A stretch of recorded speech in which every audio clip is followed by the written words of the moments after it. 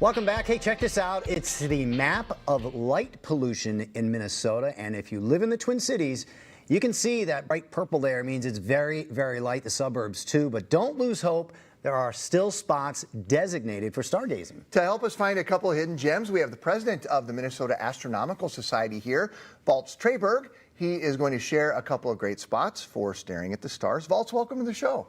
Oh, glad to be here. Nice to meet you. Tell us a little bit about the Minnesota Astronomical Society. The Minnesota Astronomical Society is a nonprofit organization established in about 1972, and we're here to promote the amateur astronomy in general. Public outreach is one of our biggest focuses, STEM education, and just basically sharing the joy of astronomy to the public, and trying to educate the public about all those kind of all the sciences and those things. Yeah, so you are the expert. That people come to me a lot of times, the astronomy questions. I say, I'm a meteorologist, I know something about astronomy, I can tell you when you can see the stars and stuff, but you are the expert. Tell us why it's important to get outside of the light zone, which is pretty obvious. So obviously, if you're living in the city and you look up at the night sky and it's clear, you see only a handful of stars. Mm-hmm. But as soon as you get outside of the city, then you start seeing more and more stars. And then when you get dark enough, you actually see the Milky Way. So many of the people in the world today have never seen the Milky Way. So it's really important to be able to get out to a darker area, mm-hmm. and so you can see those fainter objects in the sky. So it's one thing to just go out in the backyard and look up. It's another thing to go to an observatory where you can really get a chance to really get a deeper look up into the skies. Eagle Lake Observatory is one of the spots. That's out in it's in Baylor County Park. It's one of the Carver County parks, Baylor Regional Park, and Eagle Lake Observatory is the premier outreach facility for the mm-hmm. Minnesota Astronomical Society. We've got two separate observatory buildings and a classroom building there, and we've got a number of really high quality telescopes and other astronomical equipment. We can do imaging and we can do all kinds of things there. A number of the things that we do there are public events. We've got almost every Saturday, a couple Saturdays a month, we do public star parties, free and open to the public, and basically, if the skies are clear, the telescopes are out, and we're looking at that. Even if the skies are not clear, mm-hmm. we still hold lectures and still hold events out there for the public. And the U has a really good spot, too. Yeah, the University of Minnesota Tate Physics Hall on the rooftop has a classic refractor, a 10.5-inch Brashear refractor from about 1892 that was first installed at the University of Minnesota. So they hold public outreach events on the rooftop pretty much every Friday. Mm-hmm. So when people go to look into these giant telescopes, are they like individually getting their chance to look into the eyepiece, or is what's on the telescope projected somewhere on a screen? How does that work? Some of it's both. So a lot of the telescopes are looking through the eyepiece. So mm-hmm. you really have to look and observe through the eyepiece and really use the seeing and whatever you see in that eyepiece. But we also have some video and computer-assisted astronomy apparatus at the observatories that displays some of the fainter objects on the screen right there live for you. Mm-hmm. So we've talked a lot about the Twin Cities. Tell us about some of the other areas Greater Minnesota has. So in Greater Minnesota, there are a number of state parks that offer night sky viewing programs. Sibley State Park, Wild River State Park, St. Croix State Park, things like that. Always get better. And they host nighttime events where also volunteers from the Astronomical Society set up telescopes there and do public outreach lectures and just to share the night sky with the public.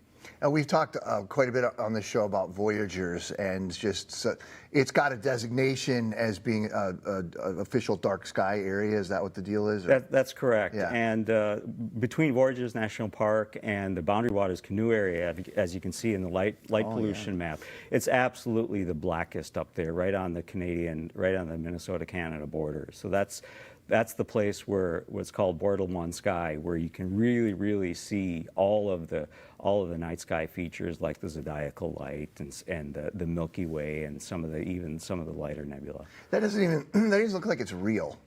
That is shot. an astrophotography. That is a long exposure image. Okay, gotcha. However, Sure. that is what you would more likely see in Bortle 1 type skies. So who can join your group? Is everyone with degrees, or do you just happen to have an interest in it? No, it's completely anyone who's just interested in astronomy can join the Astronomical Society and get the benefits of using the equipment of the Astronomical Society, borrowing telescopes through the Loaner Scope program, and doing all kinds of things like that. A lot of the things we like to do is also just public outreach right there in the city. Sure. So you mentioned a little bit earlier the University of Minnesota has a historic telescope there. That's correct. What's unique about that for people? We don't really understand So what that means. the Brashear refractor on top of the physics building at the university, it's a 10.5-inch refractor. It's a fairly large refractor. It's one of the largest refractors in Minnesota. The Astronomical Society actually has a slightly larger one in one of our private observatories. However, that's a classic refractor that was restored and now in operation, originally made in Cleveland, Ohio. So it's an American-made, really classic refractor, really pretty telescope. And we just showed the Bell Museum a minute ago. What's going on at the Bell? So the Bell also offers star parties approximately monthly, a lot of time staffed and hosted by Astronomical Society volunteers as well. And then Pershing Field Park. So that's something kind of unique. One of our members actually hosts almost monthly a public star party event at Pershing Field Park, right in the middle of the city. And he calls it Planets in the Park. So that's really just for neighborhood, for kids, for adults, with hands-on activities. People bring telescopes, look at Saturn, look at the moon, do really fun things right there in the urban city. So Planets in the Park is really a fun event that we sponsor and really encourage. How long have you been with the Society now? I've been with the Society about 20 years, but again, the Society was founded in 1972, so it's been around a long time. Maybe this is a dumb question, but if you're in the city and you're using a telescope, does it sort of look past the light pollution that's coming from the city, or how does that work? So the key is the aperture of the telescope. The larger the diameter of the telescope, the more light it gathers. So you can actually see a lot of things. You won't see the very, very faintest galaxies that you can when in a really dark sky area. However, looking at planets and bright nebula and star clusters are all within reach of urban astronomy. All right, Valts. Well, thank you so much. It's very interesting stuff, especially going to fall. The sky is obviously around longer to view. Right, yes, exactly. The nights get longer here.